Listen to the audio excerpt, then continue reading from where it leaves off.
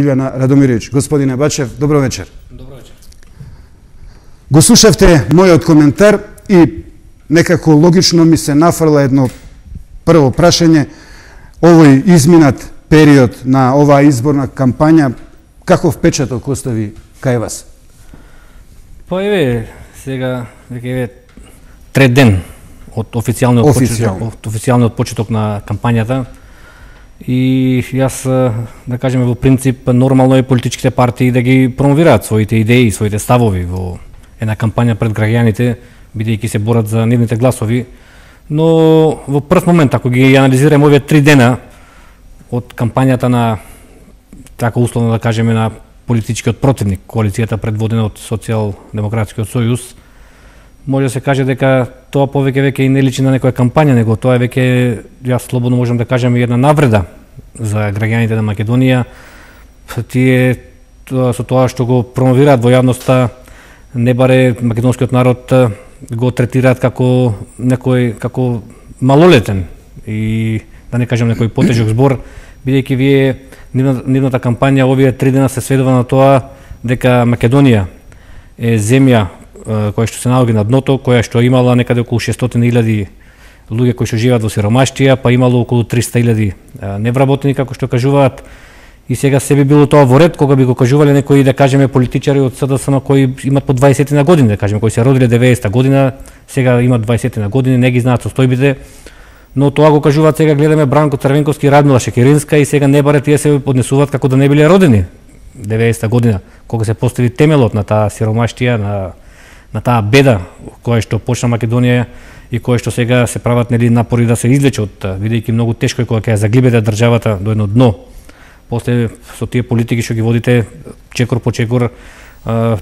потешко е да ги доведете состојбите во една постакувана насока, и сега тие луѓе забораваат дека тоа се истите луѓе од 90-та година, кои што ја направија криминалната приватизација, кои што ги опустошија фабриките со таа криминална приватизација, кои што оставија баш тие они што ги кажуваат илјадници, стотици илјади луѓе кои живеат во сиромаштија, стотици илјади луѓе невработени, значи го поставија тој темел во негативна смисла за Македонија, за таа наша куќа заедничка Македонија која што треба да ја градиме сите. И затоа не случајно велам дека стварно е смешно и провидно и да не кажам крајно перверзно од нив што тоа сега со таа нивна реторика што ја пласираат во јавноста и без странни перде излегуваат истите луѓе сега кои што биле 15 години на власт, кои што имале шанса да ја оправат државата и кои што таа шанса не ја искористиле, и сега јас не гледам од каде они ќе го црпат тоа знаење, од каде го црпат таа дрскост да бараат нов мандат пред граѓаните на Македонија, кога што истите тие луѓе, како што кажав, ја закопаа Македонија, која што доведоа на европското дно. Така.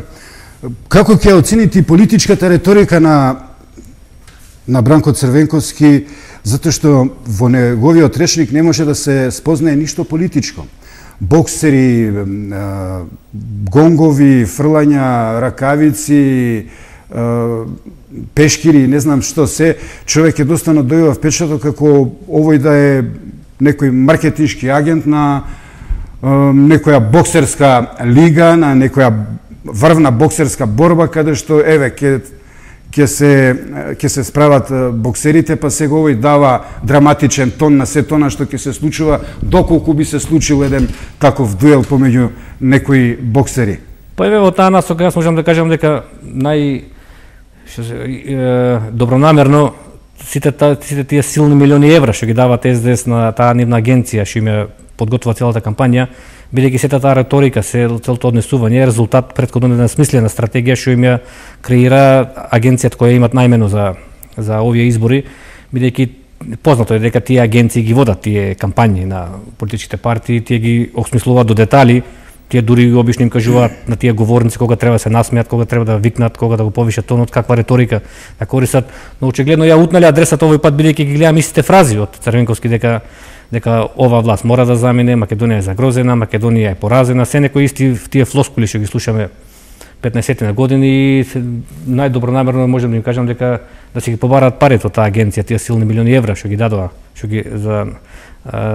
да им ја осмислат кампањата, бидејќи нема ништо ново. Тоа е една празна реторика, голи фрази кои што ги слушаме 15 години, сега Црвенковски игра на истата карта. Креира една ситуација на загрозеност, дека дека државата е пред распаѓање, дека ќе се случува најлошо, нешто налик што го имавме на фамозниот 15 септември 2002 година, кога се играше исто на таа карта. Сега разликата е овој пат што Бранко Црвенковски малку е заселен, условно кажано, со 4 партии од десницата кои што директно одработуваат за него, тие 4 помали партии од десницата кои што веќе сите ги знаеме во јавноста и кои што имаат таен договор со Црвенковски, кои што одработуваат за него, и тоа е странно за тие луѓе кои што се одметнаа од својата матична партија во ВМРО-ДПМНЕ, и странно е сега што одработуваат една агенда за Црвенковски, односно за партијата која што ја води. А колку е таа политика, да кажеме, плашлива и колеблива во суштина, во заднина, може да се види од тоа што еве Бранко Црвенковски не го гледаме на ниедна листа. Ако е толку логично е, да кажеме, јас како претседател на партија, кога бил убеден дека ќе победам овие избори, јас првиот ќе се кандидирам, ќе бидам носител на некоја листа и ќе излезам пред граѓаните смело, храбро и еуфорично ќе однесам победата пред граѓаните. Но очигледно е дека они во суштина во позадина се уплашени, бидејќи го нема на листите, бидејќи победата се личи со лидерот на една партија, и стварно дури смешни се тие најави што доаѓаат од Совет за радиодифузија дека ќе барале промена на законот со кој што ќе се вметнала одредба дека партиите ќе морало да бидат обврзани да одат на телевизиски дуел на секои избори, бидејќи наводно сега СДС сакал дуел, ВМРО-ДПМНЕ не сакало, а подобар дуел од избори нема. Еве сега, доколку беше Бранко Црвенковски на листа кај што е кандидиран на пример Груевски од ВМРО-ДПМНЕ, еве им шанса за дуел, да се соочат пред граѓаните, и тоа е најдобриот дуел, отколку 40 минути да гостуват на некоја телевизија. И како што кажав, тој дуел пред народот Црвенковски очигледно, гледаме сите, го избегна. Не се кандидира, и ако е така, ако Совет за радиодифузија инсистира на таква одредба да има законска обврска дуел, тогаш еве некако Народно движење за Македонија ќе предложиме нека има и одредба во која ќе вели дека мори председателите на партиите обавезно да бидат носители на одредена листа и да излезат на изборите, да не се кријат во заднина. Така. Како ви делува вам оној слоган "Тука сме" на ВМРО Народна партија, кога знаеме дека нивниот почесен лидер е со бугарски пасош и јавно кажа дека е македонски бугарин и јавно кажа дека има доста такви во Македонија?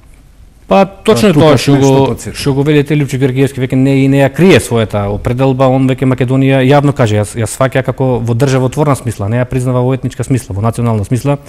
и во смисла дека ја признава како држава, но држава која што нема автохтон народ, нема собствен народ, него тоа е таа споредба што е, например, како еве германците кои што живеат во Австрија и во Германија, тоа се ист народ, ама во две различни држави. Па така и Лјупчо Георгиевски веќе јавно кажа дека така е сваќа Македонија во државотворна смисла, ја признава како држава, но не ја признава како етнос. Македонците не ги признава како посебен етнос, или во суштина кажано тоа е бугарски народ кој што живее во две држави, според неговата теорија. Тоа он јавно го кажа, и не знам сега со какво лице излегува пред македонскиот народ со една таква теза, да кажеме, кога јавно ја оспорува државноста на Македонија. Инаку Лјупчо Георгиевски веќе да не употребам некој претежок збор на јавна сцена, се игра мајтап со македонскиот народ, ако гледате, тера најобично кажано на отворена сцена, да не бидам прегруп, тера за ебанци со сите нас како македонци, бидејќи јавно кажува заборавите што било, него менувајте име, фиткате кичма, дај да одиме во Европа, било што било, заборавите. И така сме българи. И така сме бугари, заборавите се, но тука има една фалинка во тој негов план. Сега Лјупчо Георгиевски во својот краток премиерски мандат од 1998 до 2002 година натрупа огромно богатство. Во тоа време излегува некои така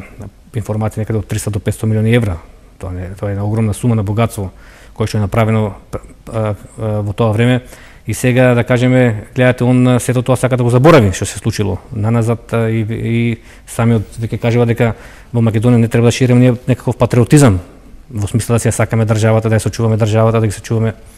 сите тие таа наша самобитност, но Македонија ваква, таква, онаква, никаква, да оди во Европа, сменила име, без гледа каков ќе биде тој влез во тие меѓународни организации, дали ние ќе влеземе под Република Македонија